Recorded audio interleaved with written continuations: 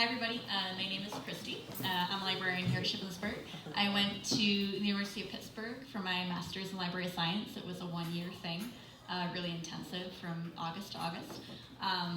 While I was there, it was the beginning of our spring semester, which was starting in very early January, so like that second week. And I went back to campus, decided to move back into my apartment right before classes started. They were starting on Monday. And I said, I'll get settled, I'll go to the library, I'll pick up some books that I need to do my stuff, and just, get ready for the semester. So this is a story about how it was just my unfortunate luck to be in the wrong place at the wrong time. All right, so it's a Sunday morning. I wake up, do my thing, take the bus down to campus, and when I get there, I realize I'm an hour too early. The building isn't open yet. So I'm in Oakland. There's nothing open on a Sunday morning except like the Starbucks, but I'm a grad student. I have no money. I don't have a smartphone because it's 2010, 2011. So like, what am I gonna do for an hour? It's really cold. I'm like, all right, I'm just gonna, whatever. I'll take the bus back. I'll go hang out at home. I'll get it tomorrow, like no big deal. So I get back on the bus, and while I'm on the bus, I'm texting my then boyfriend, now husband. This story might tell you why he had the qualifications to become my husband. I mean, he has many good qualities, so it's not just me. All right, so we're texting, and I get off the bus, and I'm walking down the block. I'm maybe 2 blocks away from my apartment. And when you're walking and you can kind of feel or like sense like somebody walking up next to you. So I kind of I felt like, okay, somebody's coming up onto the left side of me. So I was like, all right, I'll move over so they can pass me. As I moved over, attempted to move over, this person did not pass me. They came up on me and got closer to me. So this dude came up on me and wound up cornering me between himself and a parked car and said, give me your phone. And I was like, all right, it's not a usual request, but that sounds legit. So, okay. And then there were probably some other words said. I don't really remember what they were right now. And he says, where's your money? Give me your money. And my brain was just like, oh, okay, that's what this is. And he was like, I have a gun, give me your money. And at that point, my brain thought, oh, I could die right now. And then that was the last thought I had. Which is a really weird feeling, especially if you're a person with anxiety and you always have a lot of thoughts.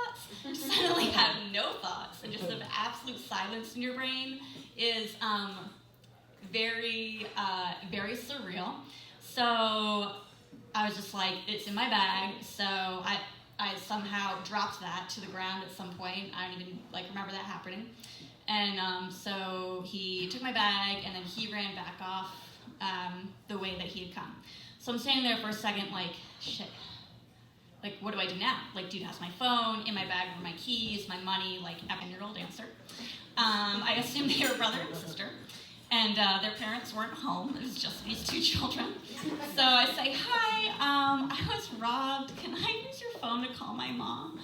And they're like, oh, okay, come on in, you can use our cell phone, because 8-year-olds have cell phones. And I was like, okay. So I'm in there, and I'm calling my mom, and of course this is like the one Sunday, again, just my friggin' luck that my parents aren't home. I'm like, where the heck are these people on a Sunday morning at 11 a.m.? Like, what are you doing? Did you have to go to Perkins that bad?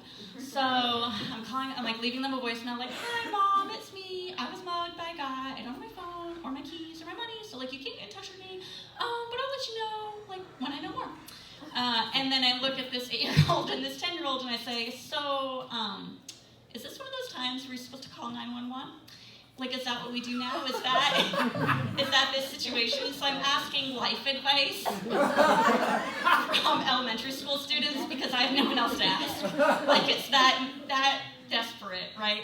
And they said, I don't know, let me call on the front porch. And of course, I'm terrified because the dude who just threatened my life is out there somewhere and I don't know where he is. Is he coming back? Is he still there? I don't know. So I'm like, all right, so I'm out there on the porch, I'm calling the cops. Explain to them my situation, they come. And then the cops come, you give them a description of things, and then I spent the next 5 minutes trying to explain to the cops of Wilkinsburg, Pennsylvania, what a JanSport backpack was. I was like, a JanSport backpack, and it looked like this. And they were like, JanSport? What's JanSport? I was like, It's a JanSport backpack. It's like the brand of backpack. If you have a kid, it's the regular backpack. Has a big opening, has a little opening, it's this color, and they're like, JanSport? What's a JanSport? So we went back and forth about the JanSport backpack for like 5 minutes. And I was like, this is not even the biggest part of the story. And it's just like, that's what you're looking for. And then they take me back to the station so I can call my credit cards to cancel those, call the bank, cancel my debit card, try to call my parents again, still not answering. So I guess in the midst of me doing this, one of the cops had gone down to my apartment building, and it was like a house with 3 stories. I was on the 3rd floor. There was a girl on the 1st floor, so they knocked and she answered.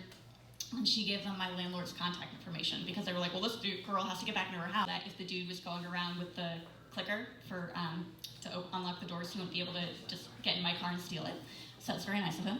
And then he was like, I can lend you a cell phone if you want for a while. I can change the locks or whatever. So I was like, well, let me just try to call my parents one more time. So I finally called my parents. My mom's like, oh my God, we got your voicemails. We were at church. And I was like, church, woman? I was like, I needed you when you were at church. I hope you prayed for me. So anyway, they were like, okay, we're getting a phone. We're going to reactivate this old cell phone. We'll get you some cash. Like, we're on our way out. And I was like, well, before you come, just tell Bill, my now husband, call Bill and tell him what happened, because we were texting. We're in the middle of texting, and he's probably like, what the hell happened to her? So like, yeah, we told him, we're on our way, but they're 5-6 hours away in New Jersey. So I go back up to my apartment, and I'm on AIM dating the story with my boyfriend. I'm saying, oh, this happened. He's like, I know, your mom called me. Like, I already told my advisor, like, I'm out for the week. Like, I'm leaving, grabbing my stuff. Like, I'm on my way. Just wait for me. So my boyfriend and my parents came out, stayed with me for a few days, which was really great because I was suffering from some extreme PTSD and lingering anxiety and depression after that, as you could imagine. So that was really helpful. At that point, I didn't know if I was going to be able to stay in school. I was really contemplating dropping out because I was having such a hard time just functioning. I was living by myself. I managed to, again, just my luck, but this way in a good way. One of my classmates had broken up with her fiance. Sucks for him, but good for me. So she had some extra space in her place and needed like a roommate to help split the rent bill.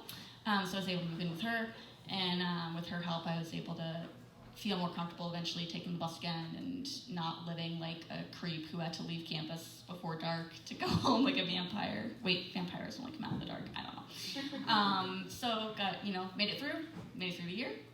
Got my master's, and then another just my luck. Had a classmate recommend a job she saw posted at the Smithsonian. She was like, you should apply for that. And I was like, all right, I will. And then I got the job, and here I am today, a successful human being. Thanks.